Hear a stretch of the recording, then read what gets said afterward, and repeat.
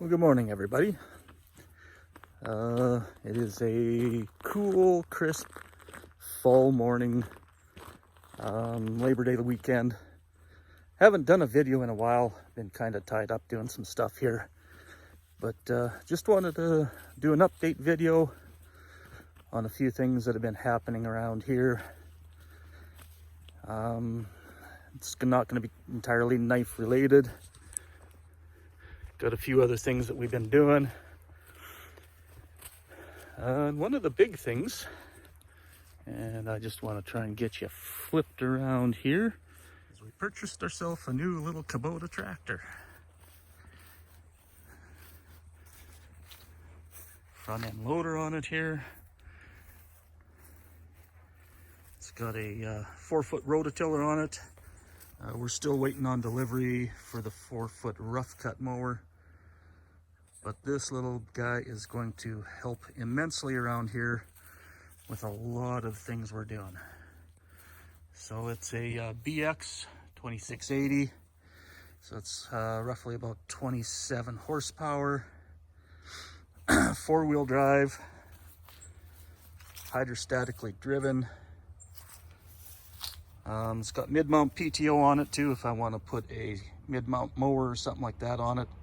But I don't see a reason for that because we have a 0-turn mower that'll mow our lawn a lot faster than this would. This is not a speed demon by any means. Front end loader, you can see I've been already doing some landscaping with it. Done a bunch of rototilling. And yeah, we purchased this from a local dealer in a nearby town, Extreme Power Products. Very helpful, very friendly. So shout out to those guys.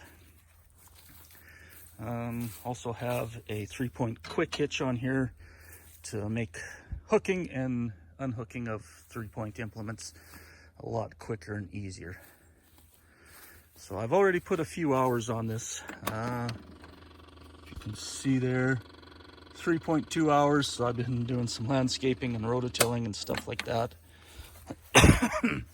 So very, very pleased with it. It's a good little workhorse, and it's suiting our needs pretty well out here already.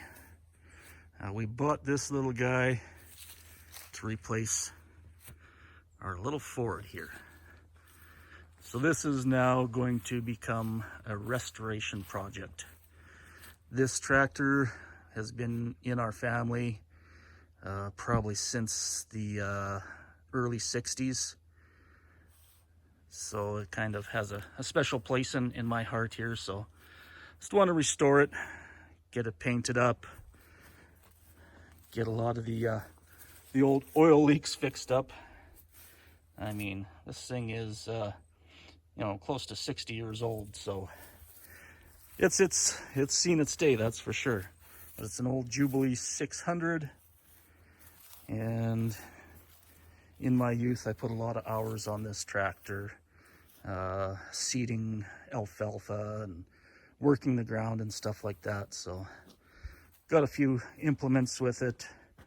This blade, there's a rototiller right there, a little cultivator, and then on the far side is a 2-bottom plow. So that is going to become a project as soon as I have a roof on a shop here to work under. But the thing we found with this guy is it's just not geared correctly for rototilling. You can't go slow enough to get a good till on the soil and work it up real good. So that's why we went and bought this guy. So we do have a lot of acres. Well, I don't know if acres, but a lot of ground that we do till up. So this plot right here, I just finished working up, and prior to last week, this was all full of garlic. We had something like 18,000 garlic plants in there. So that's what I've been busy doing. We've been harvesting the garlic and then getting this rototilled up ready for next year. A garden is going to go in here next year, and then we got some other plots here where the garlic is going to go in. Basically, you have to rotate your garlic. You can't plant it in one spot too many years running. Otherwise, you start to get root maggots, and they come along and destroy your crop. So that's where we were in the last little while. That's why I haven't been shooting any videos. But coming up here shortly, as soon as we get the other garden spots cleared off from what's planted there, I'll be working it up, and then we're going to be putting garlic into that. Probably, we're hoping to put in about 20,000 plants. But now we'll go over to the shop here and show you some knives that I've completed, and then we'll go from there. I've been doing some landscaping. Got a bit of a ditch here that really doesn't serve a lot of purpose. So I'm just kind of filling in, leveling it out to make it easier, pardon me, to come in here through here with the mower, and just make it, make my life easier. So, big old apple tree here full of apples. Don't know if we'll get around to picking those, but the birds will enjoy them, and the moose like to come in, and the deer, and eat on them too. So I don't mind leaving it for them. Less work for me. So I just recently completed a matching set of knives here. These two right here. A couple of Viking style saxes. Customer wanted his and hers matching knives. Little file work on the back there. Just finished sharpening them up here yesterday. So I hope he's going to be pleased with them. I already gave him a preview of them, and he was pretty happy. So I kind of like the wood here too. This is called Catalox. Very dense. Should be pretty stable. I did stabilize it too with resin. So these should last quite a while. Mosaic pins in there. And yeah, so this is, I guess his anniversary is coming up on September 10th here. So got a couple of sheaths to build today and tomorrow, and deliver them to him. So yeah, nothing says date night like pillaging and plundering in the village together. So just going to show you, do a little demonstration on how sharp these are, and then I think we'll wind up the video from there. So we'll be right back. So yeah, I did get these, as usual, razor sharp, shaving sharp. I'm going to do a video here in the next little bit on how I sharpen knives. But as you can see, a little phone book paper here, and these are extremely stabby. Goes through there like hot knife through butter, and it just nicely peels away at the phone book paper.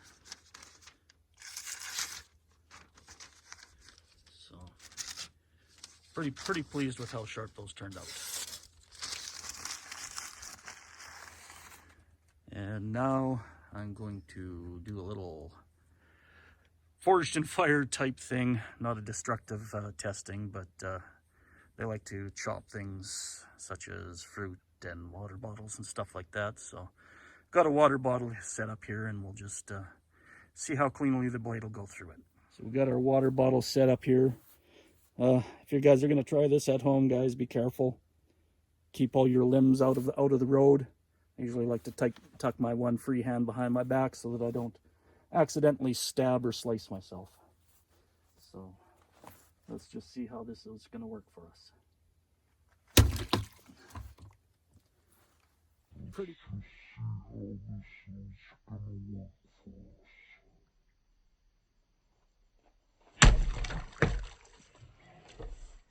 Pretty pleased with that. I mean, it just went through there like nothing. So there you have it, guys. That's my little update video for this week. There's going to be more to come. I've got a filleting knife that I'm finishing up, plus another knife I'm going to be Cerakoting and getting it finished up for another client. I'm sure he's patiently waiting for that. So I do apologize for my tardiness. It's just summertime is a busy time of year, and there's some other things that, because they're seasonal, they take priority. But yeah, I'm going to go inside, make some sheaths. I'm not going to show that process right now because I'm pretty certain you guys will hear words that shouldn't be said on YouTube. So I am getting better at the leather work, and once I've got some techniques improved and stuff like that, I will show you how I craft the sheaths. But until then, stay safe, guys, stay healthy, and enjoy the rest of your weekend. We'll see you later.